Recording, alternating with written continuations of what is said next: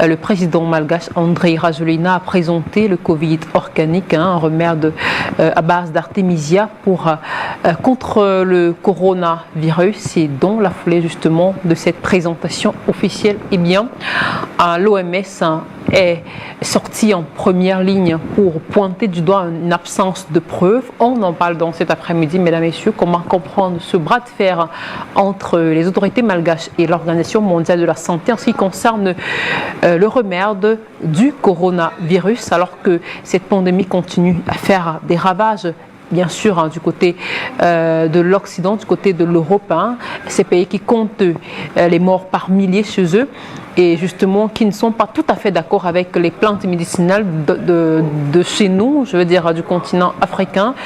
On en parle cet après-midi, mesdames, messieurs. Que pensez-vous de ce bras de fer entre l'OMS et les autorités malgaches? Que pensez-vous de cette position on ne peut plus trancher qu'a adopté donc l'OMS après cette présentation du Covid organique? On en parle avec vous tout au long de l'émission, disais-je, et bien sûr avec nos invités. On va retrouver tout à l'heure, grâce à la liaison Skype, on va retrouver Dr Aswa Posali Kambi qui sera avec nous dans un court instant. Je dis bien qu'on va la retrouver dans un court instant, aussitôt que la liaison Skype sera tout à fait établie. En attendant, sur ce plateau, on est avec le docteur André Waka que vous connaissez tous très bien. Bon après-midi à vous, cher docteur André. Merci d'avoir accepté notre invitation. Merci d'être invité et je salue toute la communauté africaine du monde et je dis bonsoir à tout le monde entier. Car un panafricain, être panafricain, c'est être un combattant de la vie de tout le monde entier. Je vous remercie. C'est nous qui vous remercions, docteur André Waka. Voilà, je précise que vos copanélistes vont vous rejoindre tout à l'heure également dans un court instant. En attendant, je propose qu'on entre tout de suite dans le vif du sujet.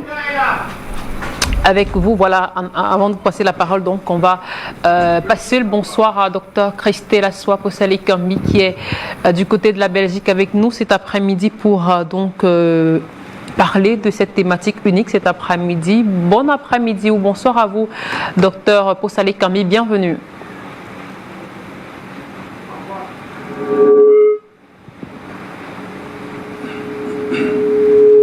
Notamment avec l'arrivée du Covid organique à Madagascar. Bonsoir à vous, Vanessa. Bonsoir à mes copanélistes qui sont sur place. Bonsoir.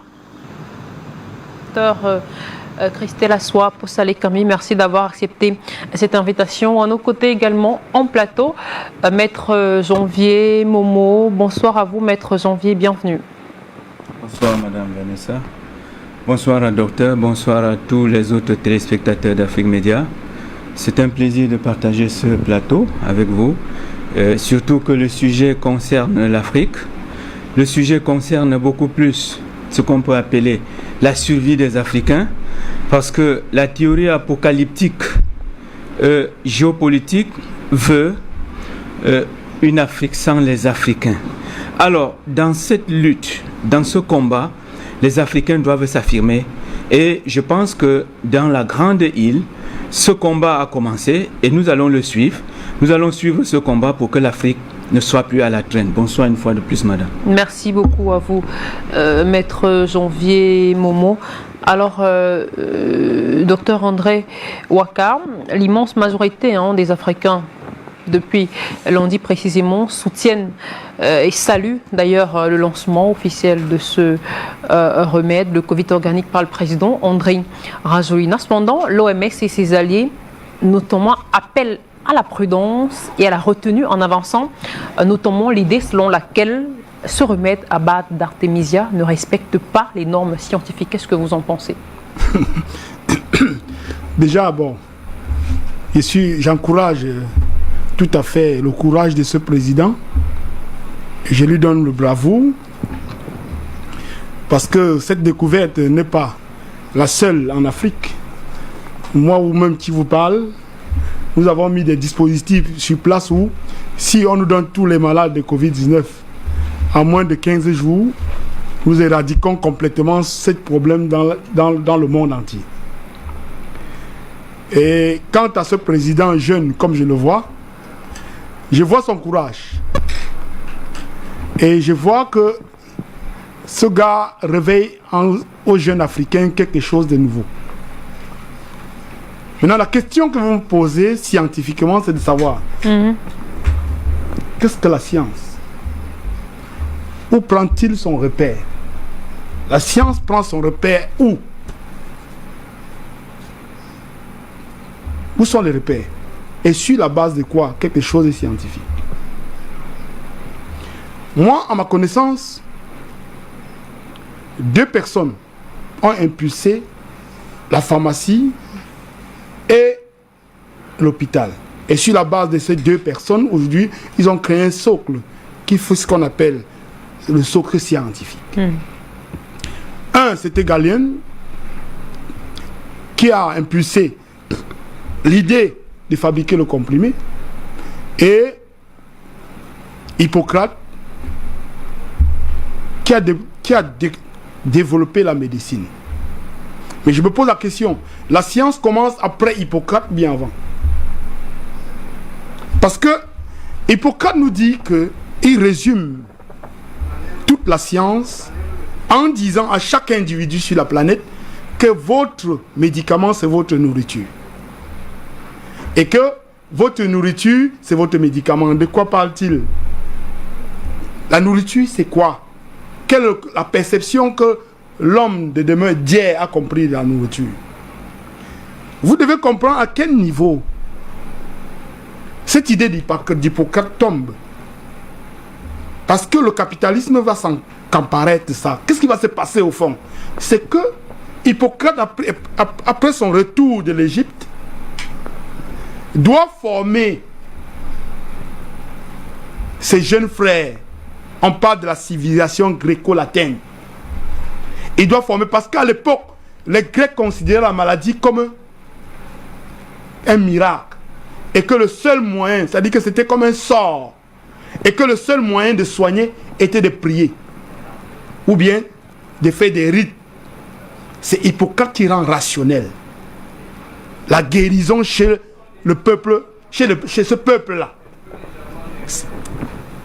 C'est Hippocrate qui rend rationnel la guérison chez le peuple grec, chez le peuple latin grec. Alors, il les enseigne qu'il faut cueillir de la nourriture pour soigner les maladies, parce que la maladie était basée sur 2 pôles. Si vous êtes chargé en pôle négatif, trop en pôle négatif, vous donnez la possibilité aux déchets, aux maladies de se développer. Alors le seul moyen était de charger, de créer l'équilibre, parce que la nature est basée sur l'équilibre. C'est d'où vient le problème. Alors, ces médecins ayant donc appris, lorsqu'ils soignaient les gens au fur et à mesure, ils se rendaient compte qu'à chaque fois qu'ils soignaient une famille, la prochaine fois que le malade il retombe malade, on n'a plus besoin d'eux puisqu'on a vu avec quoi il a soigné. C'est d'où vient l'idée chez Galien qu'il faut fabriquer quelque chose que le malade ne comprend plus. Et c'est d'où commence la fabrication du comprimé. Maintenant, la science, quand on parle de la science aujourd'hui, on parle de quoi? Ce que le président Magache vient de faire nous rappelle un combat qui s'est passé entre Louis Pasteur et un de ses confrères à l'époque où les deux discutaient sur le principe où Louis Pasteur voulait faire comprendre que le microbe est la cause de nos maladies. Alors, lui, il lui faisait comprendre que le microbe n'est pas la cause de nos maladies, c'est plutôt le terrain qui est la cause des maladies. Parce que le microbe, au départ, il n'existe pas de mauvais microbes. Le microbe étant mutant, lorsqu'il se trouve dans un milieu acide, il mute pour devenir pathogène. Si le milieu n'est pas acide, le microbe ne peut pas être pathogène. Oui. Alors, qu'est-ce qui change le milieu? Donc, il était question de nettoyer le milieu pour que le microbe ne puisse plus avoir la possibilité de se mouvoir. Tout à fait. Et c'est ce que, voilà la guerre qui existe donc entre, cette guerre revient aujourd'hui entre le président Magache et l'OMS. L'OMS est en train de nous dire qu'il faut faire la guerre au virus dans le corps. Mais le président Magache est en train de leur faire comprendre que la nature n'a pas besoin de guerre. La nature a besoin d'assainir le terrain pour que le microbe ne soit plus capable de se mouvoir dans ce milieu. Et là, il meurt automatiquement. Et comme la solution proposée par le président Magache ne donne pas le monopole à un groupe de personnes, puisque tout le monde a la capacité de faire ce qu'il a fait, tout le monde peut faire la fermentation de l'artémisia et pour l'obtenir. Alors, ça fait donc que ceux qui veulent le monopole estiment que ce qu'il a proposé n'est pas scientifique. Justement. Maintenant, qu'est-ce qui est scientifique? Nous avons vu en France quelqu'un proposer la chloroquine. Oui. L'OMS ne s'est pas levé pour dire que la proposition de Raoul n'était pas scientifique. Pourquoi? Parce que ça marche sur les canons de la guerre. Je vous explique le principe. Autrement dit, est-ce qu'on pourrait comprendre par là que l'OMS voudrait dire que la chloroquine soit scientifique et l'artémisia pas? C'est ce qui veut nous faire comprendre que la chloroquine est scientifique et que l'autre produit est non scientifique. C'est ce qui veut nous faire comprendre. Alors, nous allons ici ensemble démontrer l'action des deux dans le corps et comprendre qu'est-ce qui est véritablement scientifique. Parce que en toute entité vivante s'applique une réaction qu'on appelle une réaction d'équilibre qu'on appelle l'homéostasie.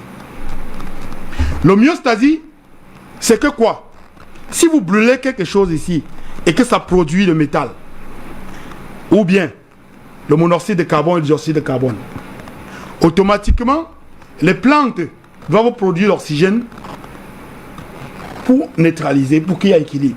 Parce que dans l'air que nous respirons, il y a 21% d'oxygène, 76% d'azote, 1% d'hydrogène et 1% de gaz carbonique et quelques résidus de gaz. Si 1% d'oxygène quitte l'oxygène que nous respirons, la vie devient impossible sur Terre. Même cet insecte qui marche là ne pourra plus vivre. Vous comprenez donc que malgré tout ce qui se passe dans la nature équilibre. Maintenant, qu'est-ce qui se passe? Et l'homme étant dans la miniature de la nature, ce même principe s'applique à nous. Pourquoi chaque comprimé pharmaceutique devrait avoir un poison? Pourquoi? Les gens doivent comprendre pourquoi.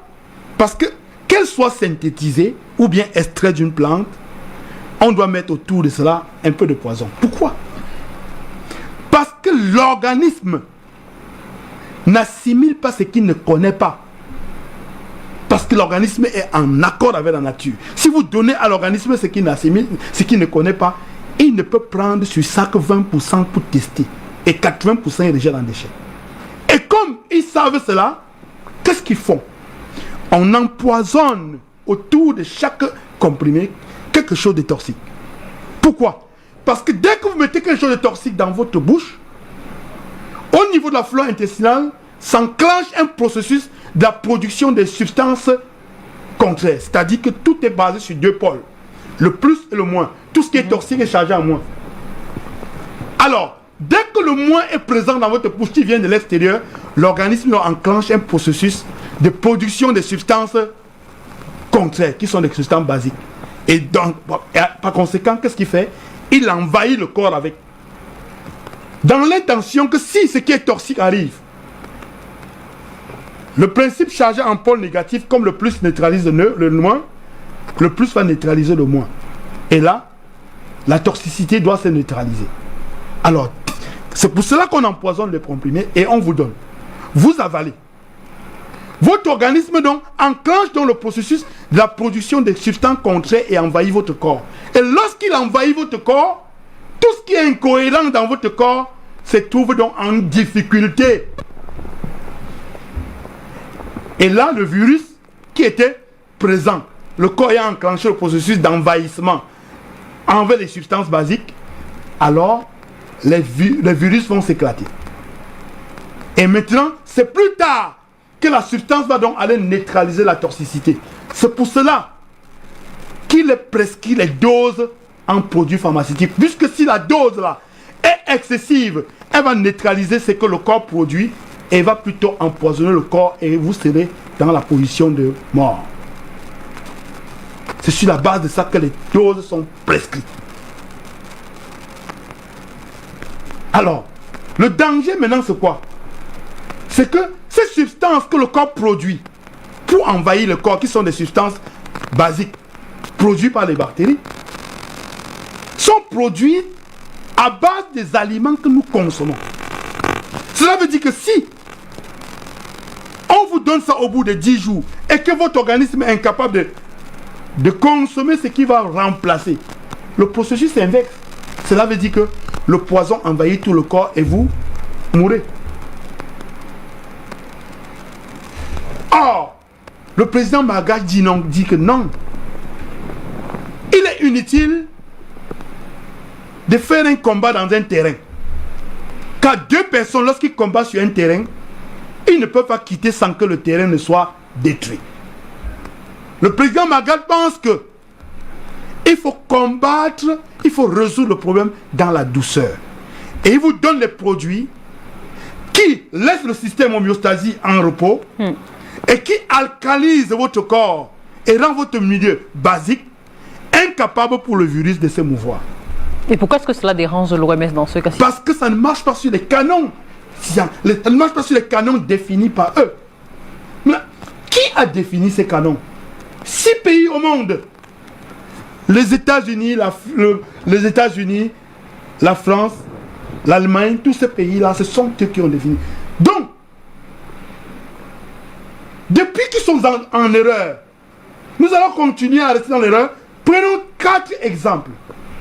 Le paludisme. Chaque année, les voies sont utilisées pour combattre le paludisme. On fait des journées mondiales du paludisme, on propose des solutions.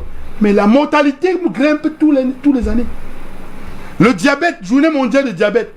Vous allez à l'hôpital étant diabétique. Or, la même science nous dit que le corps est auto-réparateur. Vous allez avec un petit problème de diabète, on vous met sur médication, vous êtes malade tous les jours, on vous soigne tous les jours et vous mourrez que du diabète. Et vous êtes toujours là.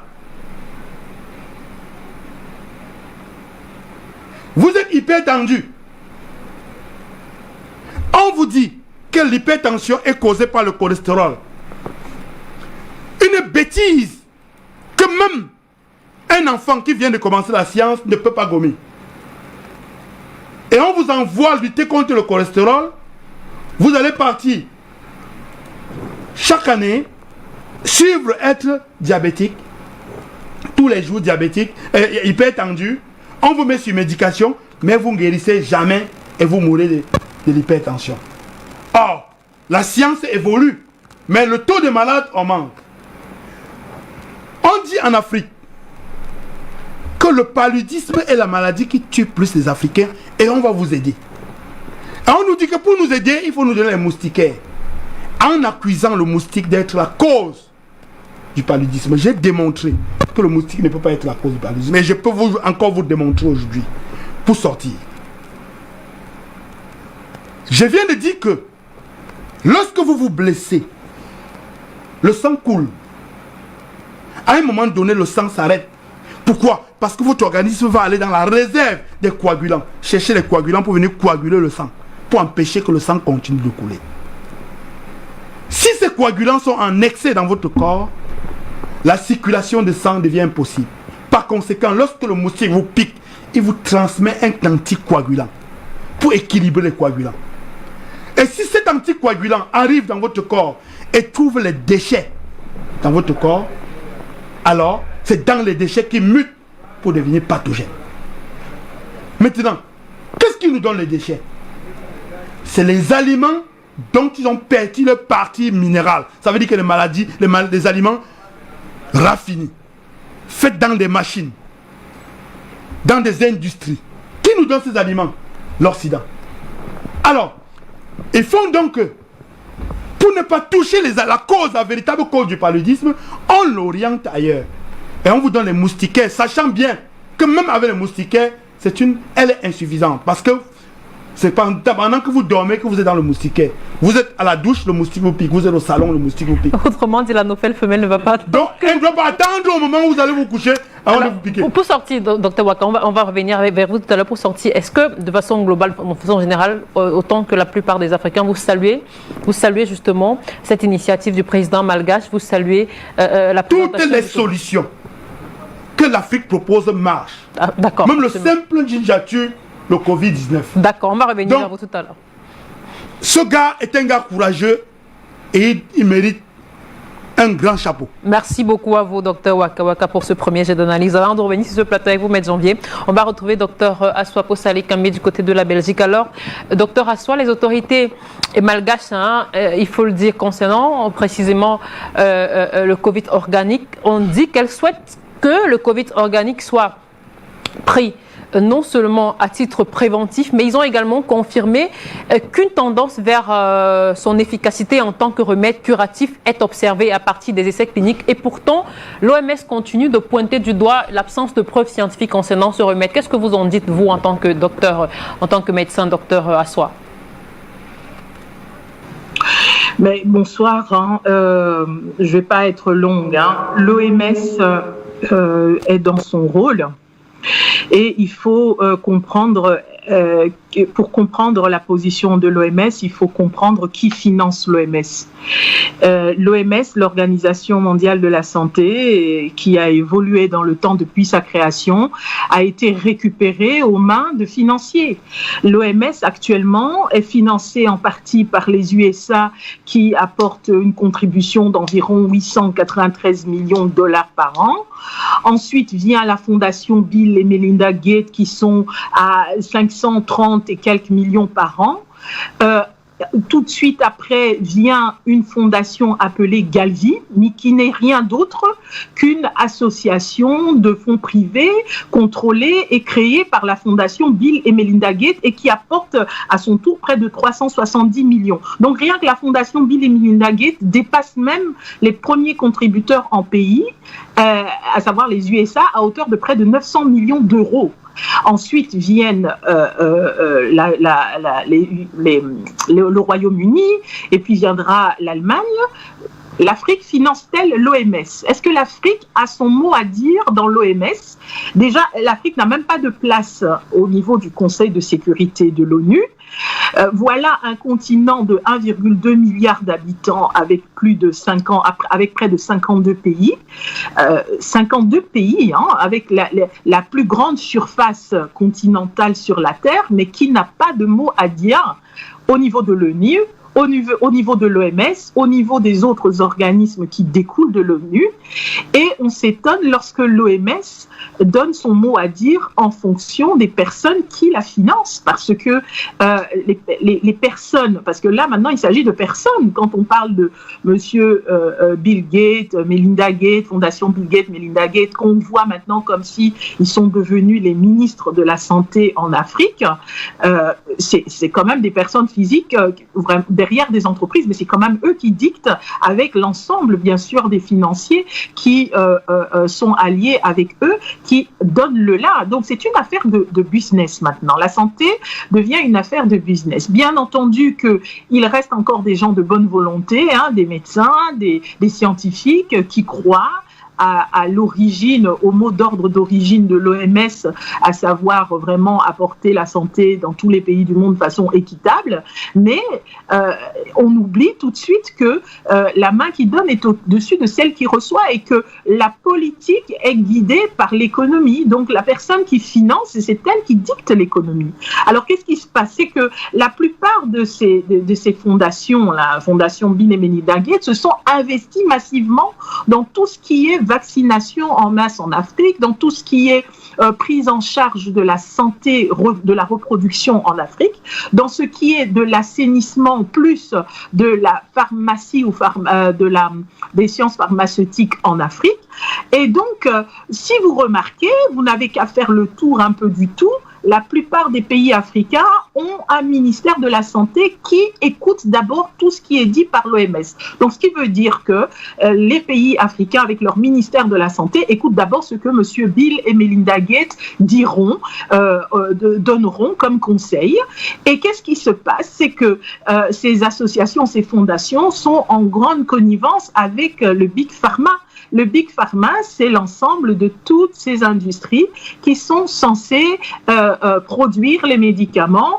Bon, des médicaments qui sont utiles, mais d'autres médicaments qui sont là, en fait, quand on produit les médicaments, c'est pour les vendre. Donc, c'est pour se faire de l'argent dessus. Donc, ça devient aussi un business. Donc, on a beau dire qu'il y a des médicaments qui sont là, oui, pour soigner, mais ce qui intéresse ces entreprises qui investissent dans la question du médicament, donc de la pharmacie, de l'ensemble pharmaceutique, c'est de se faire de l'argent dessus. Et s'il y a bien un business qui rapporte beaucoup en Afrique, qu'on se le dise de façon claire, c'est celui de la malaria, c'est-à-dire du paludisme. Voilà un continent, parce que le paludisme, c'est quand même la plus grande endémie parasitaire au monde, qui tue près de 500 000 personnes par an, et dans ces 500 000 personnes par an, il y a près de 450 000 qui sont en Afrique. Il y a le paludisme en Amérique latine, il y a le paludisme dans les pays de l'Asie du Sud-Est, il y a aussi le paludisme dans les pays du Moyen-Orient,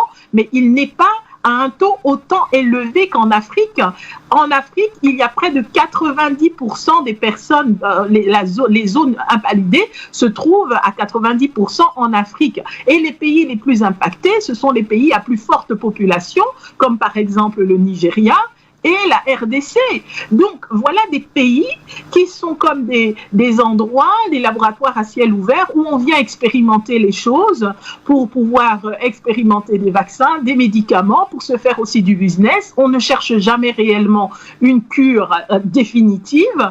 On cherche, on fait des expériences, on parle même des protozoaires qui sont génétiquement modifiés, soi-disant pour permettre à ce qu'on puisse mieux les contrôler pour faire des vaccins, mais qui en fait peuvent entraîner des résistances à des médicaments, et on ne fait que changer les médicaments. Pour revenir à la question de l'artémisine, alors, on a une plante qui est utilisée depuis près des millénaires dans la pharmacopée chinoise. Donc, dans sa base au niveau de la Chine, et qui est même qui pousse aussi en Afrique, on parle de l'Artemisia annua, donc l'armoise annuelle. Mais il y a aussi l'Artemisia afra qui pousse en Afrique. Ces deux plantes à elles seules suffisent à guérir le paludisme, à soigner le paludisme, et ça a été démontré plusieurs fois. Alors les gens sont en train de s'émouvoir et disent, mais pourquoi nous n'avons pas des études? Mais écoutez, pour faire des études, lorsque on parle de maladies, de plantes, pour savoir si il y a des principes actifs au niveau de certaines plantes ou de médicaments qui agissent au niveau des maladies, il faut financer ces recherches. Et la plupart des financements, qui financent les recherches lorsque l'on parle de recherche de laboratoire? Ce sont les laboratoires. Est-ce que l'Afrique a des laboratoires pour financer les recherches qui se trouvent en leur sol? Non, la plupart des recherches sont financées par les grands laboratoires et qui ont des intérêts. Lorsqu'ils financent une recherche, c'est pour ensuite gagner quelque chose en retour avec la fabrication d'un médicament. Avec l'artémisine, qui est cette plante qui est connue depuis des millénaires et qui soigne le paludisme, donc la malaria, depuis en Asie, voilà une plante qui était déjà utilisée par la médecine chinoise traditionnelle depuis longtemps. Il y a une anecdote, pas une anecdote, mais une histoire bien connue, c'est celle de la guerre du Vietnam, où on avait les armées, les soldats, les militaires du Viet Cong qui étaient en train de mourir au combat à cause de la malaria face aux Américains qui, eux, avaient la chloroquine, puisque voilà encore une autre synthèse d'une plante, celle de la quinine, de l'écorce de quinine, qu'on a transformée et qu'on a fait devenir en chloroquine. Mais du coup, les Américains avaient la chloroquine pour pour se prémunir de la malaria sur le terrain pour combattre les Vietnamiens. Et les Vietnamiens étaient en train de mourir au combat. Il a fallu que Ho Chi Minh puisse faire appel à Mao Tse-tung et lui demander s'il n'avait pas dans sa pharmacopée, dans sa médecine traditionnelle ou quelque part chez lui, un remède qui pourrait aider à ces soldats du Viet Cong de pouvoir se battre et combattre les Américains. Alors du coup, on a fait sortir l'artémisine, l'Artemisia annua. Il a dit oui, on a cette plante. Il y a un nom chinois, excusez-moi, je l'ai oublié. Je pense que c'est Qingkaong. Mais voilà, cette plante était là. Ils ont dit on a cette plante, on va la faire en tisane, vos soldats vont la boire. Ils étaient en temps de guerre. Et comme on dit en temps de guerre, on n'a pas le temps de dire oui, on a cette plante, on va essayer d'élaborer, on va d'abord faire des études. Attendez que vos soldats puissent mourir au combat pendant 6 mois. Nous, on va attendre de faire des études de 6 mois, 1 an, 2 ans. Et puis, on verra si cette plante marche bien. C'était un temps de guerre. Ils ont dit cette plante est utilisée depuis près de 2000 ans. On va vous la donner et si ça marche, tant mieux. Et ça marchait. Et c'est comme ça, des gens même, ils se murmurent que c'est en fait grâce à la tisane d'Artemisia que les soldats ont pu regagner du poil de la bête pour pouvoir combattre les Américains. Qu'est-ce qui se passe? Avec les firmes du Big Pharma, ils ont extrait, puisque au moment où il y a eu cette guerre, puisque tout part de là, Big Pharma et toutes les entreprises en fait pharmaceutiques ont jeté un coup d'œil à cette avancée de l'armée des Viet Cong qui ont pu combattre les Américains grâce à cette plante. Ils ont étudié cette plante. Il y a eu tout un projet qui a été fait dessus, et du côté des Chinois, mais aussi du côté des Américains. Tout le monde s'y est mis. On a pu extraire un extrait de cette plante qu'on appelle l'artémisinine. L'artémisinine est cet extrait qui est dorénavant utilisé pour fabriquer la plupart des médicaments qui sont des antipaludéens à base de l'extrait de l'artémisine. Nous avons ainsi le coartésian, l'artéméter, nous avons tout plein. Si je vous fais sortir la liste de tous les médicaments antipaludéens à base d'artémisine, vous aurez une liste de près de 20 médicaments. Le seul problème, c'est quoi? C'est que le protozoaire du paludisme, Plasmodium falciparum, qui est le plus solide et le plus vigoureux, le plus méchant, qui entraîne même le neuropaludisme, arrive à s'adapter facilement à cette artémisinine. Alors du coup, on est obligé de l'assembler, de la combiner, cette artémisinine, avec d'autres antipaludéens. On a tout essayé avec les kinimas, les flavokines, les nivaquines, les palutaires. Ça, vous connaissez toutes ces plantes, tous ces médicaments qui ont été faits à base de l'écorce de quinine. Ensuite, on est passé aux antipaludéens à base d'artémisinine, mais même ça, il y a eu des résistances. Alors du coup, la plupart des médicaments aujourd'hui antipaludéens à base de l'artémisinine sont appelés des ACT, c'est-à-dire des artémisinines combinated therapy. Donc, c'est-à-dire toujours de l'artémisinine avec une thérapie à côté. Et pourtant, il y a des chercheurs qui n'arrêtent pas de dire que vous n'avez pas besoin d'utiliser qu'un seul extrait de l'artémisia. La plante en elle-même contient près de 20 ou 25 principes actifs qui déjà luttent contre le paludisme. Si bien que récemment, en 2018, une étude chinoise a démontré qu'il y avait même minimum 3 principes actifs qui luttaient contre le paludisme à l'intérieur de l'Artemisia annua. Pourquoi je vous parle de paludisme? Parce que c'est un business lucratif. Aujourd'hui, autoriser un remède ou une décoction ou une tisane ou qu'est-ce que vous voulez, un traitement bref à base d'Artemisia, c'est pour l'OMS accepter le tort que cette plante doit être utilisée dans l'intérêt des Africains, alors qu'elle a été vivement interdite pour être utilisée au niveau du traitement du paludisme. Sachant très bien que cette plante pousse partout en Afrique. L'artémisine pousse au Sénégal, au Mali, au Togo, au Bénin, au Congo, à Madagascar. Madagascar étant le premier producteur en Afrique d'artémisine, Artemisia annua, tout comme Artemisia afra.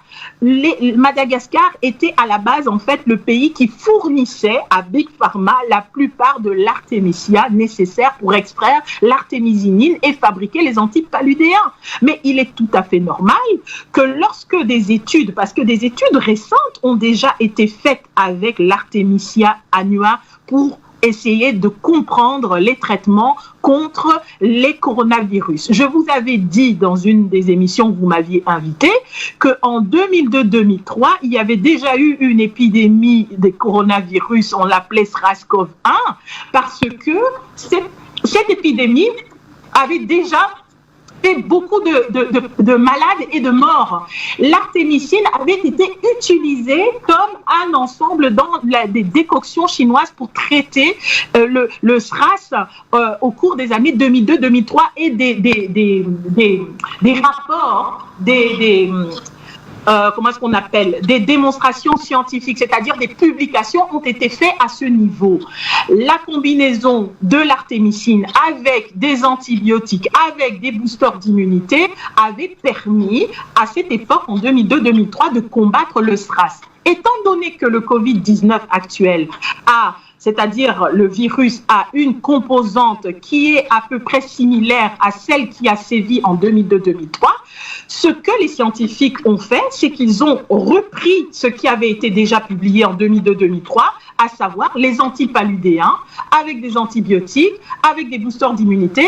Est-ce que ça marche pour le virus actuel? Et il y a des études.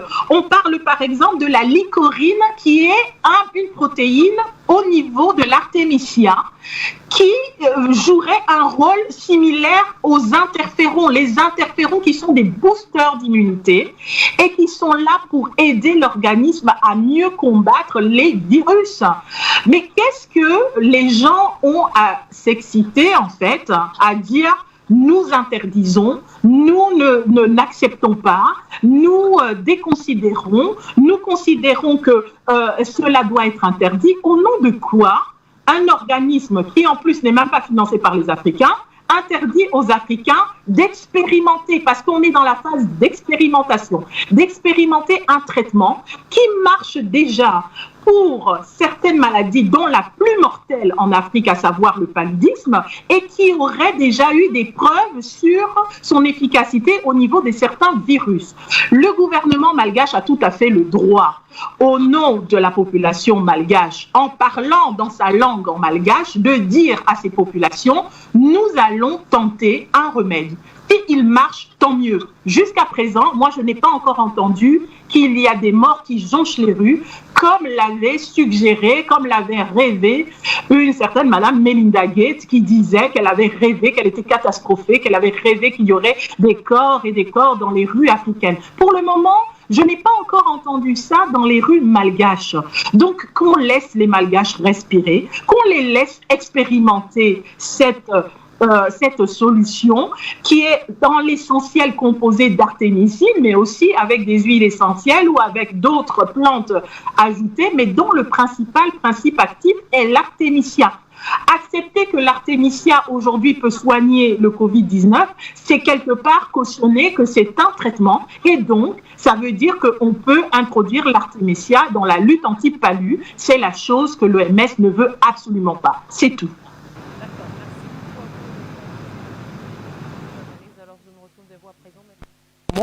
On avait prédit des milliers de morts dans les pays les plus pauvres, entre guillemets, mais c'est les pays les plus riches qui, depuis plusieurs semaines maintenant, depuis plusieurs mois, essuient des milliers de morts chez les pays pauvres, même s'ils restent en état d'alerte. Les nouvelles sont de plus en plus positives et aujourd'hui, on a ce Covid organique qui est arrivé, qui a été lancé par le président Andry Rajoelina du côté de Madagascar. Alors justement, la question, c'est de comprendre justement ce bras de fer entre les autorités malgaches et l'Organisation mondiale de la santé qui est, avec bien sûr l'ONU aussi, qui sont ces organisations qui avaient prédit justement ces milliers de morts là. Alors j'aimerais savoir ce que vous en pensez, mais avant on va regarder rapidement cette courte vidéo que nous propose la régie.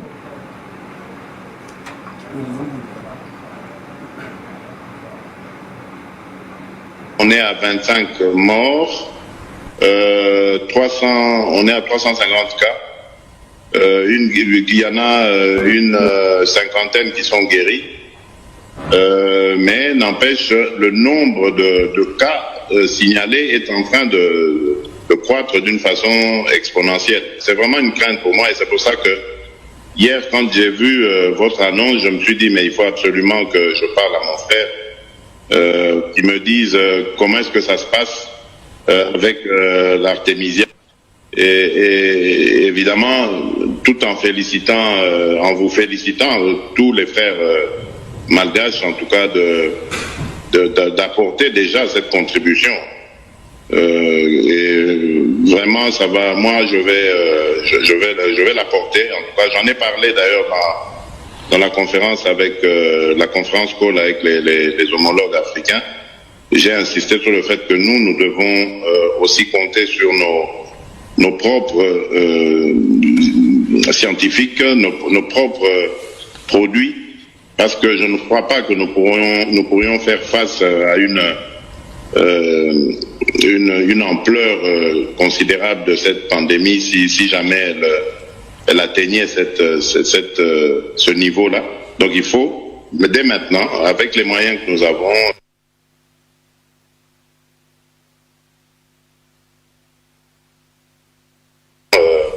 que nous puissions jouer sur nos atouts, c'est-à-dire la science africaine, ce que nous savons faire de mieux, nos propres produits, nos propres inventions. Oui. Voilà. En tout cas, Monsieur le Président, je vous adresse toutes mes condoléances par rapport aux 25 citoyens congolais qui ont perdu leur vie face à ce coronavirus. Nous sommes de tout cœur. Nous sommes de tout cœur avec vous. En ce qui nous concerne à Madagascar actuellement, c'est vrai que Dieu merci parce que nous avons 120 cas actuellement et on n'a pas encore de décès. Donc il n'y a pas encore eu de mort actuellement. Donc on maîtrise la situation parce que nous avons anticipé pour que ce virus ne se propage pas rapidement comme on voit un peu partout dans le monde, mais surtout en Europe. Donc par rapport à votre question tout à l'heure, en fait la tisane que nous lançons aujourd'hui, c'est à titre pour le grand public. C'est à titre préventif. Ça, c'est une chose. Afin que les gens ne puissent pas attraper, en fait, le virus. En tout cas, merci. Merci, Monsieur le Président. Merci, cher Andri. Et au peuple malgache. Merci beaucoup, en tout cas. Merci et courage à nous et force à nous, Monsieur le Président. Voilà, on vient de suivre Maître Janvier Momo, cette vidéo, un extrait de la vidéoconférence entre le président congolais Félix Tshisekedi et son homologue malgache André Rajoelina. Donc le président Tshisekedi qui félicite notamment le président André Rajoelina. Et dans cette vidéoconférence qu'on a suivie, tout est dit, Maître Janvier. Je pense que tout est dit, Madame Vanessa, tout est dit. Pourquoi? Parce que les Africains doivent s'approprier un certain nombre d'éléments caractéristiques, non seulement de la souveraineté, mais de la survie. Le peuple africain aujourd'hui est appelé à un combat immense. Ce combat, c'est le combat de la survie. Parce que vous avez en face une organisation mondiale de la santé qui, pour le premier cri de guerre, dit à l'Afrique qu'elle doit s'attendre au pire. Lorsqu'une organisation comme l'Organisation mondiale de la santé dit l'Afrique doit s'attendre au pire, qu'est-ce que cela veut dire? Cela veut dire qu'elle sait que dans la philanthropie annoncée par ceux qui financent cette organisation et le business qui se trouve derrière, il n'y a rien à faire que de chercher, de combattre pour survivre. Et là, les Africains sont appelés à prendre le taureau par les cornes. Lorsque le président malgache lui-même n'instruit pas de consommer ce produit, il en consomme et en public et appelle les malgaches à faire comme lui. Je suis d'accord avec Dr Waka que à ce niveau, il est question de préparer le corps à répondre à une éventuelle attaque d'un germe qu'on appelle le Covid-19 ou le coronavirus. Alors, quel est le tort de préparer son corps pour une épreuve? Lorsque nous avons un match de football, nous allons aux entraînements. Lorsque vous venez ici à l'émission, Madame Vanessa, vous préparez votre émission. Alors, le président malgache est en train de préparer sa population à des attaques de ce germe qu'on appelle le coronavirus. Où est le tort? Justement, le tort, c'est que en réalité, il est en train de verser ce qu'on peut appeler du sable dans le tapioca de Bill Gates et Melinda Gates, qui sont les principaux financiers, non seulement de l'Organisation mondiale de la santé, mais aussi des laboratoires, il faut le dire, les laboratoires qui fabriquent des médicaments. Alors, lorsque en même temps, vous faites le pour et le contre, qu'est-ce que cela veut dire? Cela veut dire que vous n'avez pas une propension à préserver la vie. Il est question, surtout pour les Africains, d'acheter la vie. Les Africains sont appelés à acheter l'air, à acheter la vie pour vivre. Et pour acheter cette vie, ils doivent acheter à qui? À ces firmes pharmaceutiques qui sont aujourd'hui patronnées par l'Organisation mondiale de la santé. Alors, une grande question. Vous parlez du bras de fer OMS Madagascar. Il n'y a pas de bras de fer. Pourquoi? Parce que le chef de l'État malgache a pris ses responsabilités en tant que représentant du peuple, en tant que celui qui répond non seulement de la santé de ce peuple, mais aussi de la souveraineté de ce peuple. Absolument. En disant, vous devriez consommer ce médicament. Nous n'avons pas besoin de savoir si ce médicament soigne ou pas le coronavirus. Pour l'instant, c'est quoi? C'est que depuis que à Wuhan, il y a eu l'éclatement de cette épidémie, et ça c'est ce que beaucoup de gens ne le savent pas, Madagascar n'a jamais aussi exporté de l'artémisia vers la Chine. Alors, ils ont constaté à un moment donné, face au silence chinois, qu'il y avait une entourloupe derrière ce gonflement d'achat des exportations de cette fameuse herbe qui soigne le paludisme. Alors, les chercheurs malgaches se sont mis sur la table.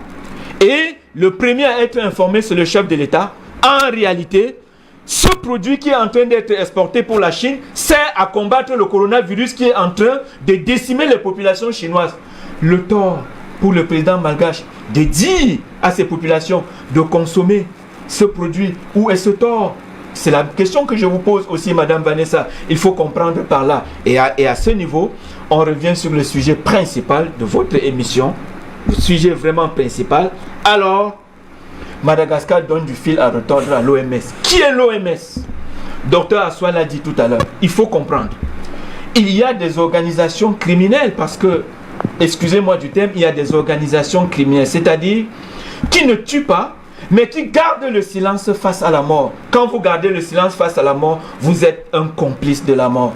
Alors, ce fameux paludisme qui décime les Africains, pourquoi tous les chercheurs, pour mettre en exergue un vaccin contre le paludisme, ont été assassinés? Posez-vous cette question. Au jour d'aujourd'hui, il n'y a aucune organisation mondiale qui s'est engagée dans la lutte ou dans la découverte d'un vaccin contre le paludisme. Pourquoi? Parce que c'est un business à vie. C'est un business qui nourrit ce que vous appelez les riches. Et nous les Africains, nous ne les appelons pas les riches. Nous les appelons les buveurs de sang. Derrière cette philanthropie qu'on vous annonce, tel bombarde de l'argent dans l'Organisation mondiale de la santé avec son épouse. Non. Ce n'est pas de la philanthropie. Il s'agit de boire du sang humain pour pouvoir survivre. Et lorsqu'on pousse cette réflexion à un moment donné, je l'ai dit à l'entame de l'émission, on entre dans la théorie géopolitique d'une Afrique sans les Africains. Vous avez vu Ebola, vous avez vu le sida, nous voyons aujourd'hui le Covid-19. Avant qu'il n'arrive en Afrique, l'OMS a déjà tiré la sonnette d'alarme. L'Afrique doit s'attendre au pire. Je pense que cette déclaration mérite dissécation et dissertation. Pourquoi? Parce qu'on ne comprend pas jusqu'aujourd'hui pourquoi l'Afrique a été indexée pour une maladie qui était encore en plein développement dans l'Occident, en Chine et partout ailleurs. Il s'agit ici de se résumer en disant que ce bras de fer énoncé n'existe pas.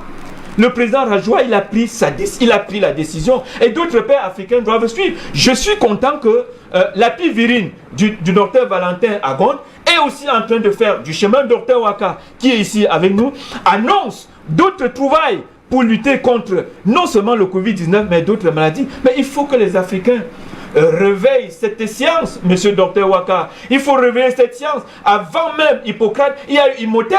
Parce que c'est Imhotep qui est celui-là qui met sur pied ce qu'on appelle la médecine. Les Imhotep, les pharaons qui ont été momifiés 300 ans après, on les a retrouvés intacts. Alors, si ce n'est pas de la véritable trouvaille scientifique. Il s'agit de quoi? De la sorcellerie? C'est Osiris? C'est Zeus? Non. Il faut que l'Afrique prenne le taureau par les cornes. Et je suis d'autant plus fier que la décision vient pour une fois du sommet de la pyramide. Parce que sur les plateaux d'Afrique Média, nous disons qu'il n'y a pas d'assesse entre la pyramide et la base. Qu'est-ce que cela veut dire? C'est-à-dire, il n'y a pas de cohésion entre le sommet de l'État et la base que nous constituons, c'est-à-dire le peuple de tous les jours. Alors, lorsque l'impulsion vient du sommet de l'État, comme cela vient de nous être prouvé à Madagascar, c'est une initiative qu'il faut encourager. Encourager pourquoi? Parce que lorsque c'est le premier malgache qui consomme le produit en mondovision, en disant aux populations, prenez ces médicaments pour mettre votre corps dans des positions de lutter contre ce coronavirus que nous n'avons pas souhaité, mais qui est là, il faut l'accepter. Je pense que c'est des initiatives salutaires. Et par là, il faudrait que les chercheurs africains se remettent une fois de plus en cause, continuent le travail que nous savons. Nous, au moins, Dr Waka, nous savons le travail que vous faites sur le terrain. Au moins, nous savons. Mais le tort, c'est que vous n'insistez pas, parce que si Galilée ne disait pas, et pourtant elle tourne, s'agissant de la Terre qui tourne autour du Soleil, on n'aurait jamais, 769 ans après, réhabilité cet homme. Donc, vous, chercheurs africains, continuez à insister. Dites, et pourtant l'Artémisia soigne ou prévient contre le coronavirus. À force de répéter, les populations vont comprendre et nous allons sauver l'Afrique de cette théorie géopolitique apocalyptique qui veut une Afrique sans les Africains, parce que les gens voudraient transformer l'Afrique en un terrain où il faut venir puiser les matières premières, aller se coucher sur des plages et rentrer dans leur pays où ils croient avoir développé la médecine. Mais alors, cette médecine a prouvé des limites avec le coronavirus. Attention, le monde d'aujourd'hui, l'Afrique est debout. Merci beaucoup à vous, Maître Janvier Momo, pour cette analyse. On va à présent ouvrir le standard et permettre à nos téléspectateurs de réagir également sur cette thématique unique cet après-midi. On va retrouver Marc, me dit-on, depuis la France. C'est bien cela? Allô, bonsoir à vous, cher Marc. Bienvenue, vous êtes en direct.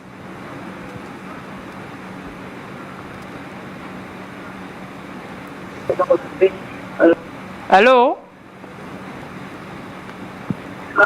Allô? Bonsoir ma très chère sœur Vanessa, je salue tes éminents invités, Maître Janvier Momo, au Dr Waka ainsi que Dr Estelle Assoir. Donc une fois que j'ai dit ça, je vais saluer tous ceux qui apportent leur contribution pour la cause ainsi que l'équipe technique. Par rapport à la thématique, très honnêtement, aujourd'hui, je pense que l'Africain est en train d'écrire une histoire. Pourquoi je dis ça? Tout simplement, on a la jeune génération qui est en train de montrer à ces anciens que la politique d'hier ne peut plus continuer comme ça. Qu'est-ce que je veux dire par là? C'est-à-dire qu'on nous a fait croire que c'était les Occidentaux qui imposaient si. Non! Il faut savoir que derrière ça, on a l'irresponsabilité de nos dirigeants. C'est tout simplement ça. Parce que quand un dirigeant s'élève pour s'adresser à son peuple avec des gestes, mais ça irradie tout le peuple. Vous savez, ça irradie le peuple. Et un dirigeant, c'est irresponsable. Il doit prendre des responsabilités parce qu'il a la charge de tout le peuple. Et aujourd'hui, regardez dans le précaré français. Aucun. Et pourtant, j'essaie de réduire ça dans le référentiel. Voilà, on revient au Cameroun. On a des chercheurs, on a des naturopathes qui ont apporté leur contribution sur les plateaux d'Afrique Média. Mais qu'est-ce qu'on fait? Mais ces gens sont passés dans les oubliettes. Qu'est-ce qui se passe? Ça veut dire qu'il y a du mépris pour les nôtres par ces dirigeants. Et regardez, dans la plupart des pays de l'Afrique centrale, ils ont même interdit la consommation de l'artémisia qui a été inventée par un Africain qui a mis au point ce produit. Donc c'est pour dire qu'on a de la condescendance de nos dirigeants qui sont des irresponsables, des lâches. Moi je dis ce terme. Pourquoi? Parce que quelqu'un qui est responsable, qui ne peut pas rester regarder son peuple mourir et être fier d'être un dirigeant. Donc moi je pense qu'aujourd'hui on a nos deux chefs d'État. Je ne vais pas oublier le patriarche au bien qui fait du travail remarquable, mais les deux jeunes-là sont en train de donner l'impulsion à toute la jeunesse africaine et ils sont en train d'irradier même le continent africain. Alors, pour ne pas monopoliser la parole, merci pour tous ceux qui travaillent dans l'ombre, dans la lumière, mais nous sommes dans la victoire et vous verrez qu'ils vont tomber, ces criminels, ils sont en train de prévoir des rétractations pour l'Afrique. Alors, Dieu vous bénisse, très bonne émission, très bonne soirée et on se dit à très vite. Merci beaucoup à vous, cher Marc. Merci pour votre appel et votre participation. Derrière vous, on retrouve notre téléspectateur. Allô, bonsoir à vous, bienvenue, vous êtes en direct. Bonsoir Vanessa Gandikoar, merci de la parole. Je salue comme ça Dr Waka, je salue Dr Assoa et je salue également, je pense qu'il y a un troisième invité. Voilà, je le salue aussi. Alors, par rapport à votre thématique, Madame Gadi, je voudrais tout simplement dire que je remercie tout votre panel pour tout ce qu'ils ont dit. Et nous voyons très bien que quand un président a la légitimité de son peuple, je dis bien la légitimité de son peuple, il se préoccupe de ces derniers. C'est ça la vérité. Quand nous voyons l'acte qui a été posé par le président malgache, il n'est qu'à saluer. Ce n'est qu'à saluer. Moi, je voudrais juste me rappeler. Je me rappelle, revenons sur notre pays, notre cher pays, l'Afrique en miniature, le Cameroun. On a détruit ces plantes dernièrement au Cameroun, cette artémisia, en faisant croire que c'était des lachis, que c'était du cannabis, que c'était de la drogue. Pourtant, des gens ont démontré que ce n'était pas ça. Vous voyez, c'est la raison pour laquelle nous disions ici chaque fois, et je m'adresse comme ça même à Marc qui vient d'appeler, qui se fusque du fait que les dirigeants de l'Afrique centrale ne prennent pas de la mesure par rapport au coronavirus, par rapport à ce qui se passe à Madagascar. C'est tout simplement parce qu'ils n'ont pas la légitimité de leur peuple. Le président malgache a été élu au grand suffrage universel par son peuple. Et vous voyez même le président de la RDC qui cherche des moyens, des alternatives pour pouvoir survenir aux besoins de leur peuple, la santé. Et je voudrais dire ici que il m'est arrivé de fustiger la sortie du directeur de l'OMS. Si je l'avais fait, peut-être parce que je n'avais pas compris vraiment le sens de son intervention. C'est une question que je voudrais poser comme ça à Maître Janvier Momo. Maître Janvier Momo, s'il vous plaît, ne pensez-vous pas que le fait que le directeur de l'OMS, l'Organisation mondiale de la santé, le fait qu'il ait dit que l'Afrique doit se préparer au pire, peut-être, moi je me dis que c'est un message qui voulait comme ça, peut-être de façon codifiée, passer aux Africains pour nous dire que préparons-nous par rapport à ce que ces gens sont en train de préparer pour mon peuple. Peut-être c'est le message qu'il voulait passer en leur disant que préparez-vous au pire. Il voulait plutôt nous dire que préparez-vous donc, mettez-vous en garde. Cherchez des solutions pour prévenir cette pandémie qui a été fabriquée depuis la Chine et depuis les États-Unis. Et je vais sortir tout simplement en remerciant M. Waka, en lui disant de continuer à faire ses recherches. Malheureusement, nous sommes dans un pays où il n'y a pas de liaison entre le sommet et la base. Et c'est la raison pour laquelle nos naturopathes ne sont pas entendus, parce que je ne voudrais pas être répétitif. Vous savez très bien les raisons pour lesquelles ces gens ne sont pas écoutés. Merci Vanessa. Que Dieu bénisse le Cameroun, les Camerounaises et l'Afrique. Merci. Merci à vous, merci pour votre appel et votre participation. On reste au standard. Yannickson, à notre appelant peut-être. Allô, bonsoir, bienvenue, vous êtes en direct.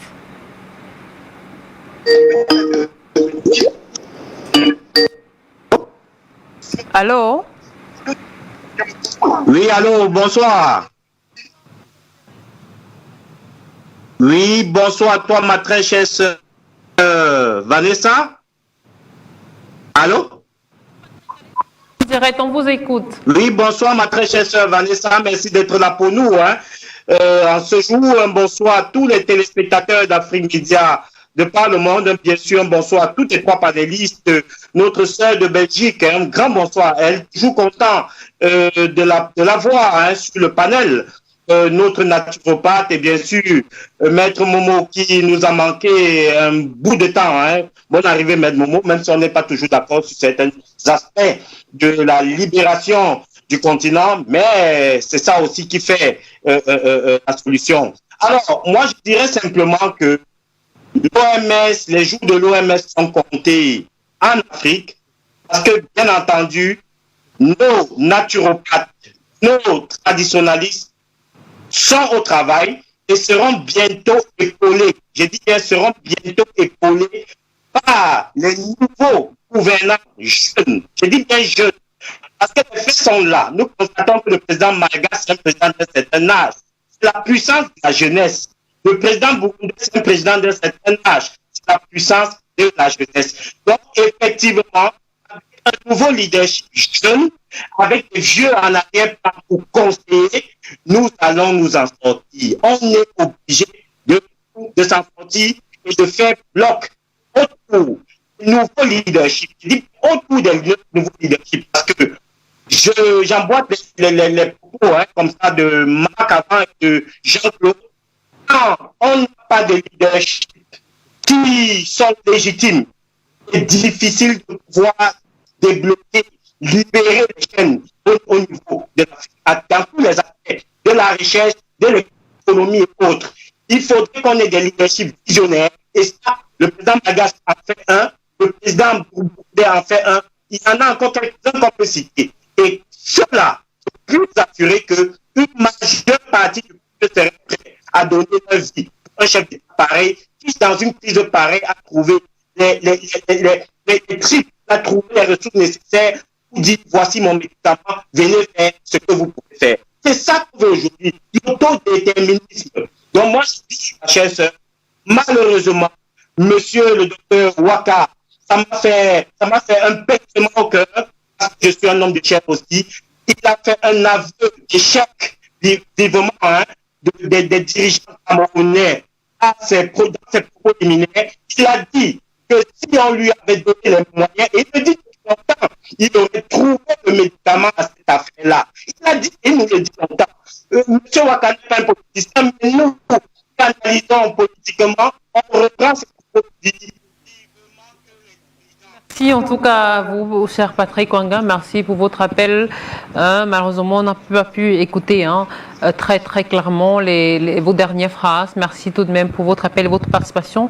Je crois qu'on a tout de même pu percevoir la quintessence de vos propos. Merci. Derrière vous, on va retrouver Daniel qui nous appelle du Cameroun. Bon après-midi à vous, cher Daniel. Bienvenue, vous êtes en direct.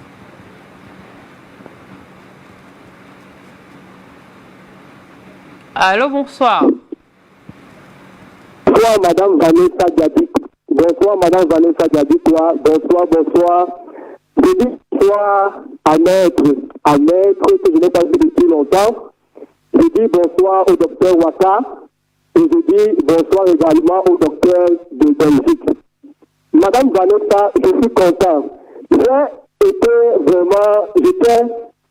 été pris lorsque j'ai vu la vidéo que vous avez présentée là tout à l'heure. Waouh, j'ai vraiment aimé ça.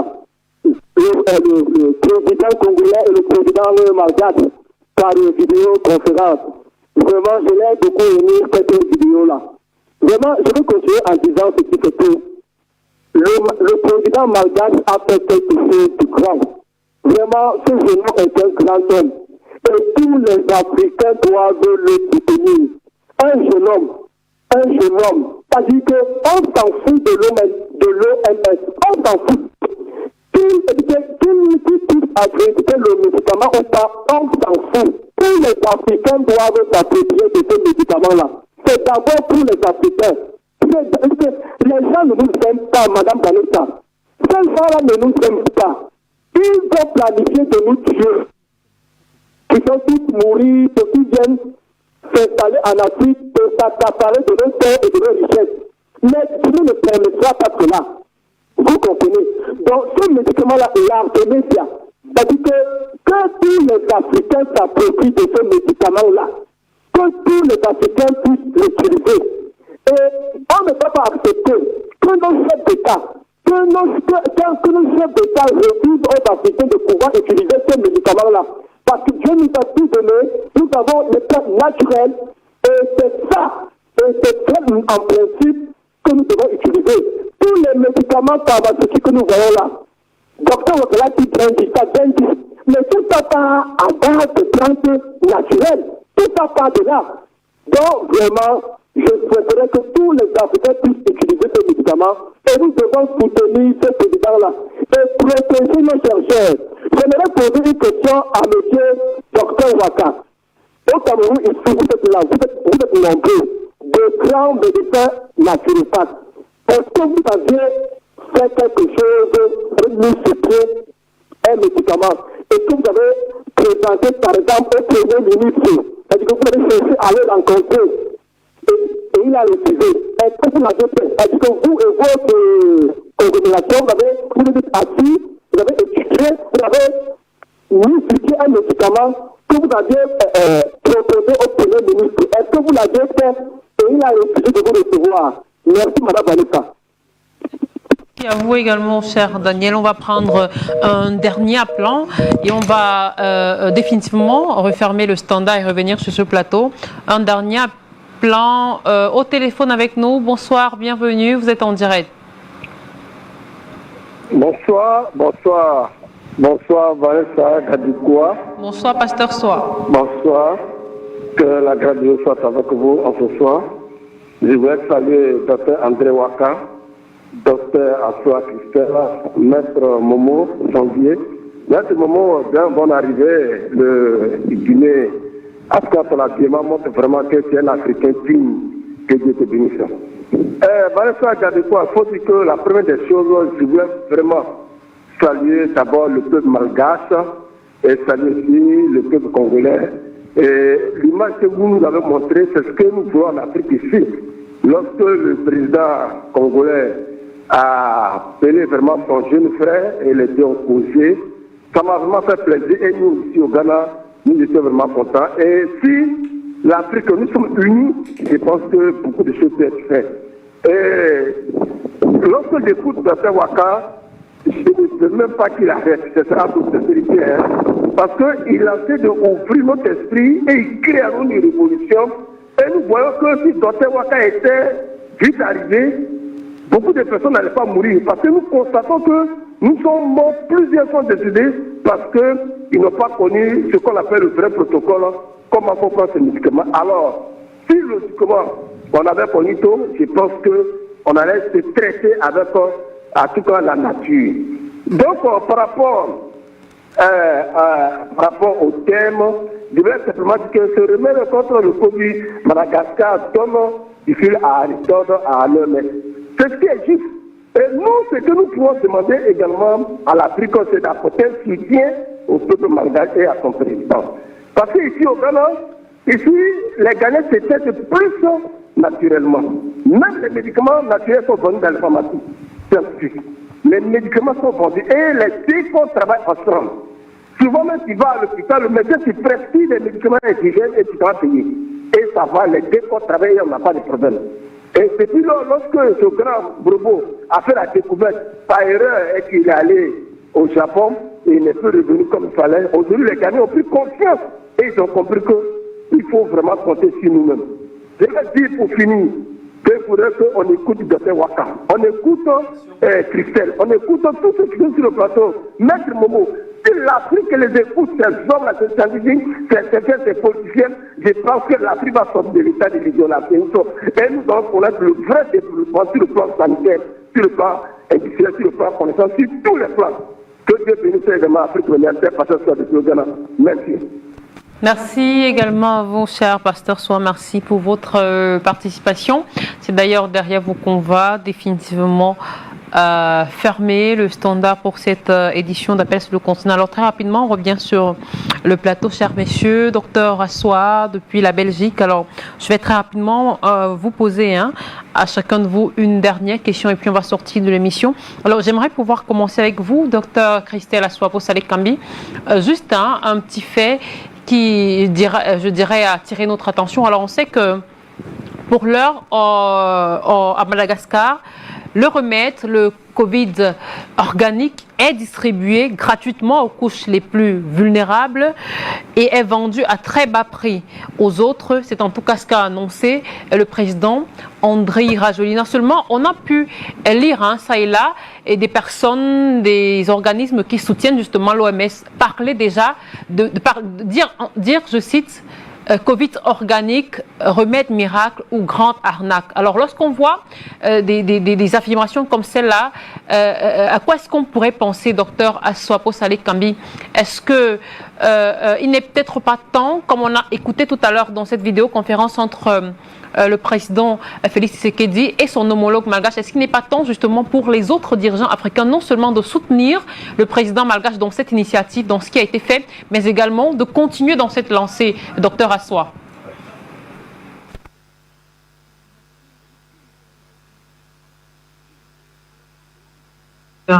Je vais vous dire c'est quoi la grande arnaque.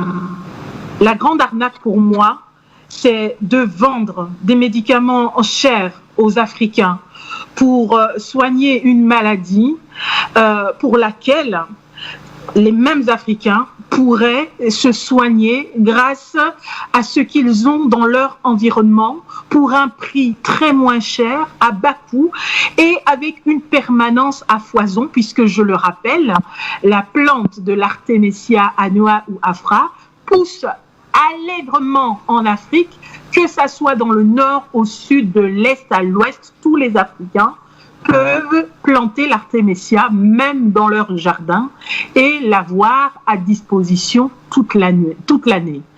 Pour moi, l'arnaque, c'est de continuer à faire croire aux États africains qu'aujourd'hui, pour une maladie aussi endémique qui nous tue, qui tue nos enfants, parce que ceux qui périssent le plus dans cette maladie, ce sont les enfants à près de 80%.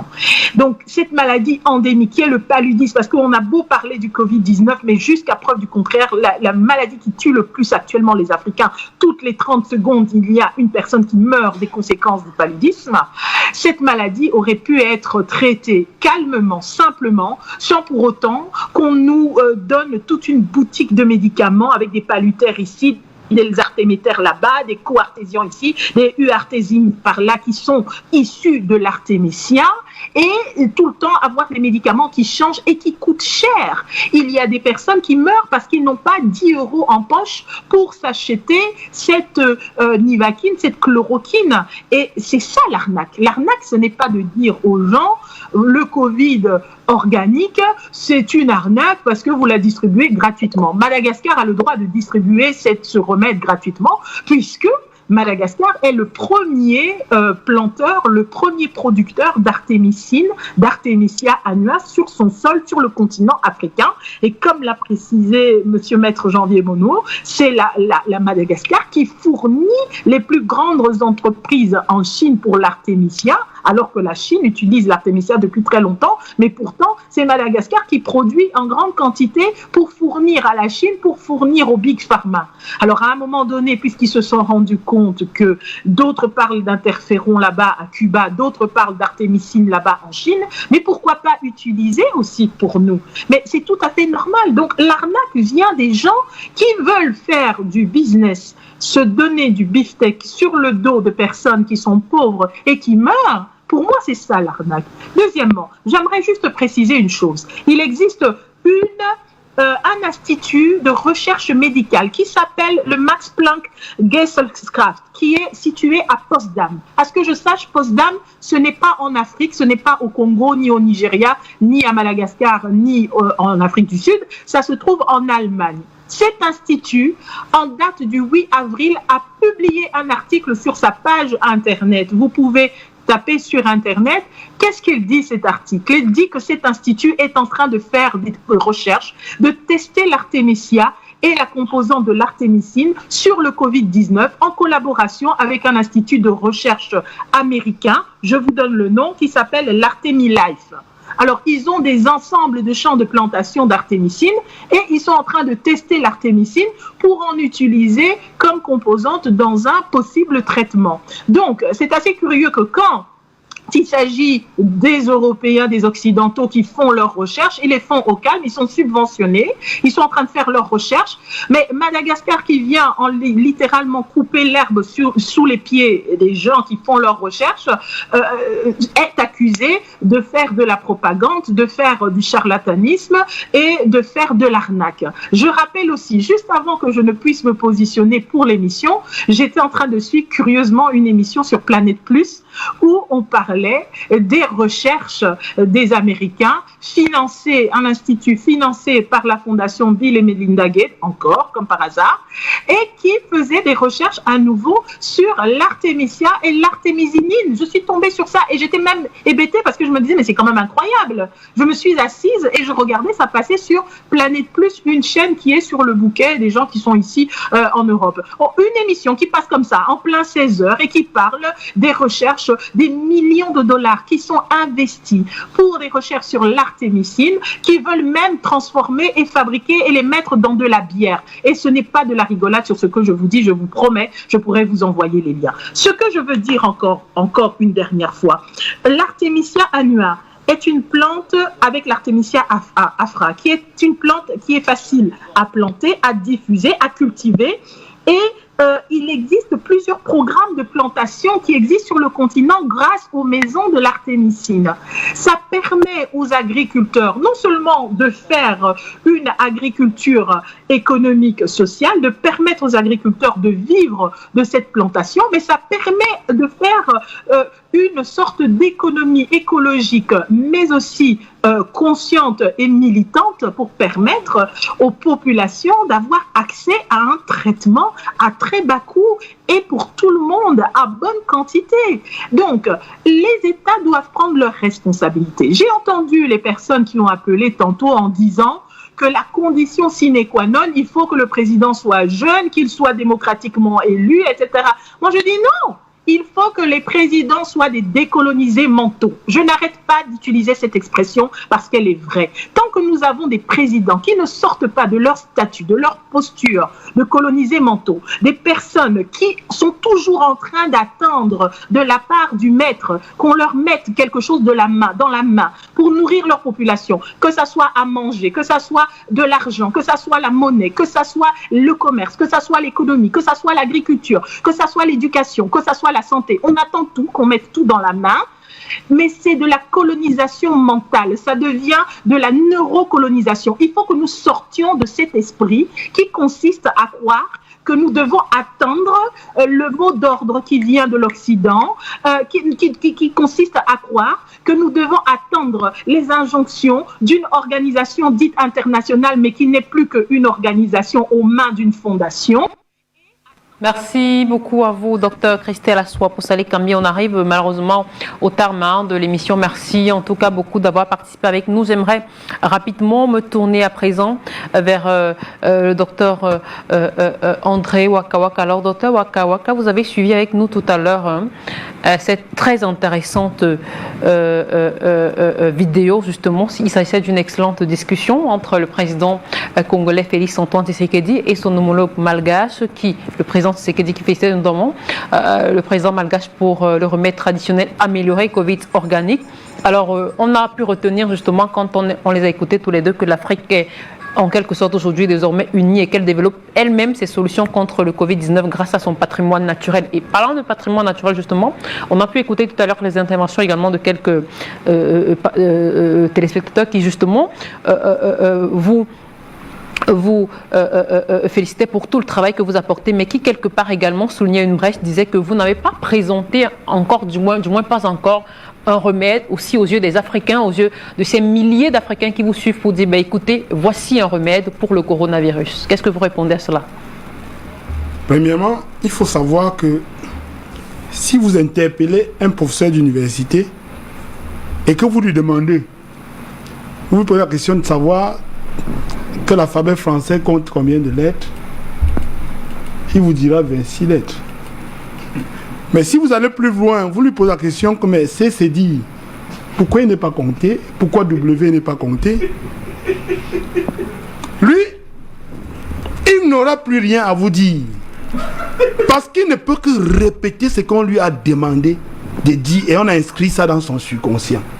Bon, il va falloir que tu lui informes que depuis 30 ans qu'il va à l'école, il y a quelque chose qu'il voit tous les jours, mais il n'a jamais compris qu'il fallait compter lui-même pour comprendre que on ne doit pas toujours te dire une chose et tu dois répéter toute ta vie.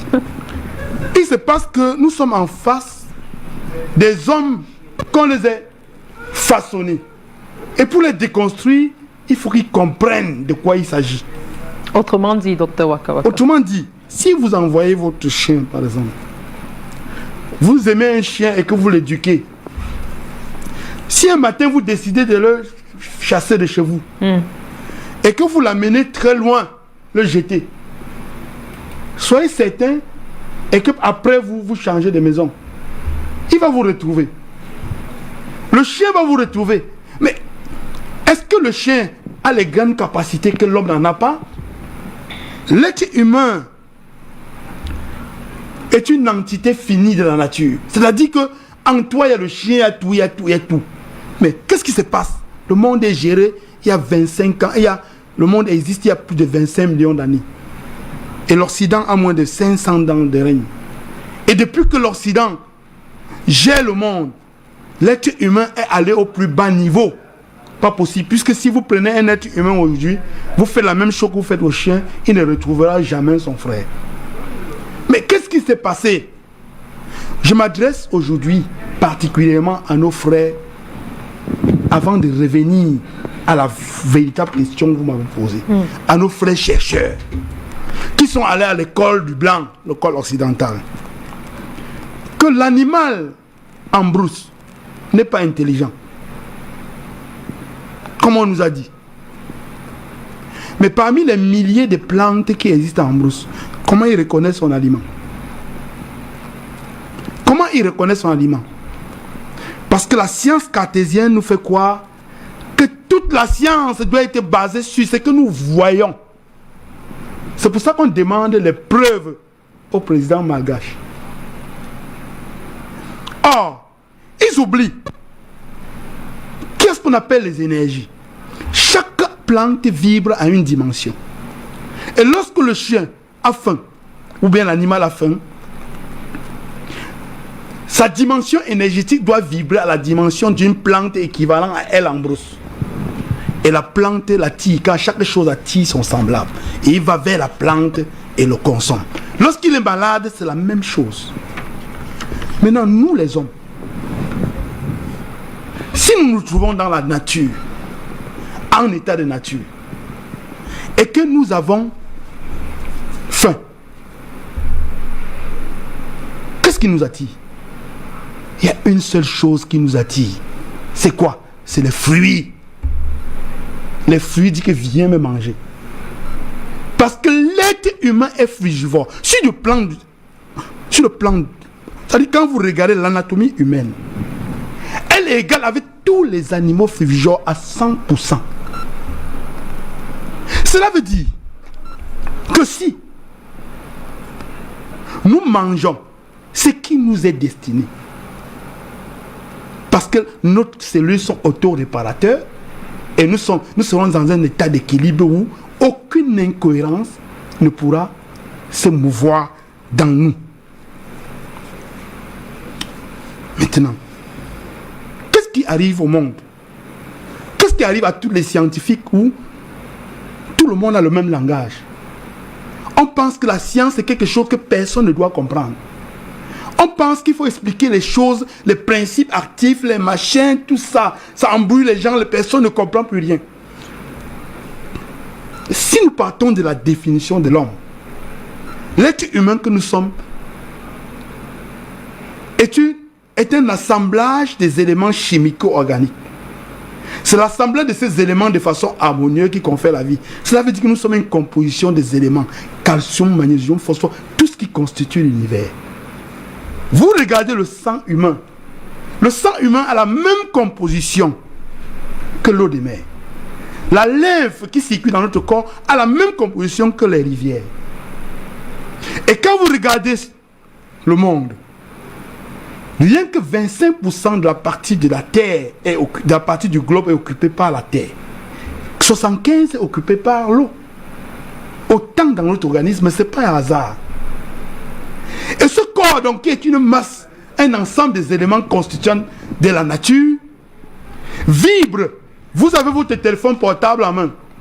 Lorsqu'on dit que votre téléphone portable vibre à 900 mégawatts, ça veut dire que quoi? À 900 mégasecondes, ça veut dire qu'il bouge 900 fois par seconde. Alors, docteur Waka, tout ça pour dire quoi? Parce qu'on me signale que c'est la fin de la mission dans quelques secondes. C'est pour vous démontrer que l'organisme de l'homme que nous sommes vit dans un environnement correspondant à elle et que rien n'est étrange à elle.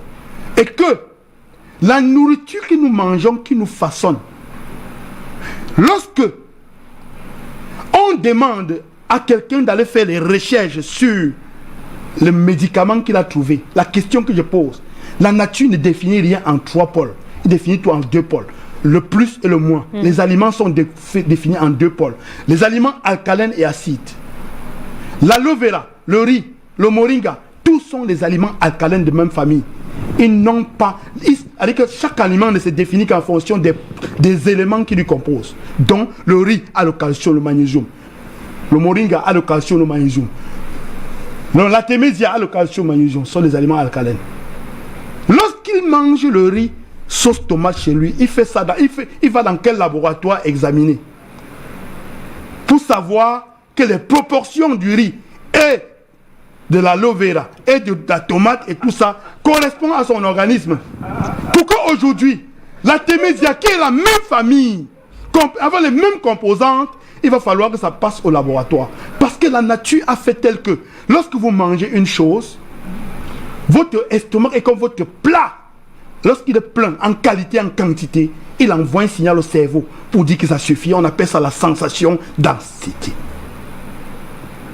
Ne nous comportons pas comme si on était dans un monde où un petit poignet d'individus cachés dans un coin nous montre comment notre organisme doit fonctionner. Bon, Docteur Waka, je crois qu'on a bien compris ce que vous voulez dire. Alors, rapidement, j'aimerais qu'on vous chutiez par répondre à cette intervention d'un intervenant, d'un téléspectateur qui soulignait justement le fait que vous n'ayez pas présenté jusqu'ici, du moins pas encore, un médicament aux Africains. Nous avons présenté par la voie nous avons le pouvoir de l'utiliser. La voie par Internet, des solutions efficaces. Il n'y a même pas, rien ne peut résister à ça, à la chlorophylle. Et nous avons expliqué comment, par Internet, comment chaque Africain, parce que l'Afrique n'a pas besoin de monopole. Nous ne recherchons pas le monopole pour dire que c'est nous qui avons le produit.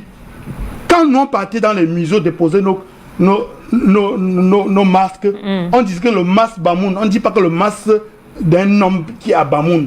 Parce qu'un homme représente la totalité des hommes. D'accord. Nous, on a produit, j'ai présenté 2 produits, le charbon actif et la chlorophylle à Internet pour dire que chaque citoyen du monde, où il se trouve, qu'il fabrique pour se sauver. Parce qu'aucun gène ne peut résister 1 seconde dans une molécule d'oxygène. Et aucun gène ne peut traverser le charbon actif. D'accord, merci beaucoup, Docteur Waka Waka. Maître Janvier, on va sortir l'émission tout de suite même. Je vous demande en 5 secondes seulement de dire un mot de fin et puis on va conclure. Bon, il est question de dire aux Africains que l'urgence de revenir à nos canons traditionnels n'est plus à démontrer. Il faut, au moment où on parle des phytomédicaments, qu'on parle Docteur Waka, il ne faudrait pas que nous attendions des prescriptions qui doivent venir d'ailleurs. Et Madame Vanessa, je ne peux pas clôturer sans attirer l'attention des Africains sur le fait qu'en 1980, le Fonds mondial pour la population, le FUNIAP, a fait défiler la présidente, une certaine Madame Nafi Sadik, dans tous les pays africains pour demander la limitation des naissances. Un an après, le virus du sida a été mis en exergue. C'est pour dire à Jean-Claude que le message de l'OMS, que l'Afrique doit s'attendre au pire, ce n'est pas un hasard, c'est un message très très profond parce que derrière ce Covid-19 se trouve une entreprise criminelle. Et l'objectif, la phase finale de cette entreprise, c'est d'avoir une Afrique sans les Africains. Les Africains doivent faire attention et surtout dans un plateau d'Afrique Média.